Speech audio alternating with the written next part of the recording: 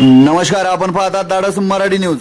नगर परिषदेच्या कारभाराबाबत विरोधकांकडून करण्यात आलेले आरोप हे राजकीय वैफल्यातून आणि जनतेची दिशाभूल करण्याच्या उद्देशाने केले जात असल्याचा पलटवार नगर परिषदेचे शिक्षण सभापती रसूल पटेल यांनी केला आहे। त्रिमूर्ती सरकार किंवा मनमानी कारभाराचा दावा निव्वळ खोटा आहे। नगरपालिकेला लुटणाऱ्यांनी आम्हाला पारदर्शकतेचा धडा शिकू नये असा घणाघात त्यांनी पत्रकार परिषदेमध्ये केला। 18 ऑगस्ट रोजी स्थानिक जुने काँग्रेस कार्यालयात आयोजित पत्रकार परिषदेत रसूल पटेल बोलत होते। यावेळी नगर परिषदेचे उपाध्यक्ष जुबेर कुरेशी, बांधकाम सभापती वीरेंद्र खंदारे, महिला बाल कल्याण सभापती फरजाना सय्यद रहीम, नगरसेवक गजानन रासकर, गणेश खंदारे आदी उपस्थित होते। शिक्षक भरतीवर सत्ताधाऱ्यांचे स्पष्टीकरण। नगर परिषदेच्या शाळांमध्ये शिक्षण घेणाऱ्या 4127 विद्यार्थ्यांचे शैक्षणिक नुकसान टाळण्यासाठी कंत्राटी व मानधन तत्वावर शिक्षक भरतीचा कायदेशीर प्रक्रिया सुरू असल्याचे पटेल यांनी सांगितले आहे।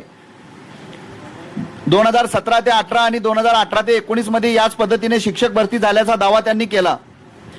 प्रशासकांच्या काळात शिक्षक भरतीसाठी 70 लाख रुपयाची मंजुरी देण्यात आल्याचे त्यांनी नमूद केले।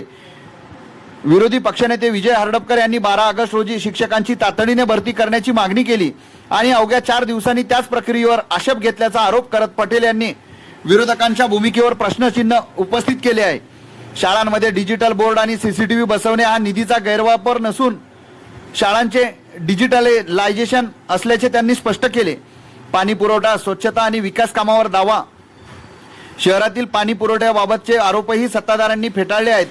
शुद्ध पाण्यासाठी क्लोरीन व तुरटीचा शास्त्रीय पद्धतीने वापर केला जात असून गढूळ पाण्या पुरवठ्याचा दावा चुकीचा असल्याचे पटेल यांनी सांगितले। इसापूर उमरखेड पाणी पुरवठा योजनेच्या रखडलेल्या 17 कोटी रुपयांचा निधी उपलब्ध करून योजना पूर्ववत सुरू करण्यात आल्याचा दावाही त्यांनी केला।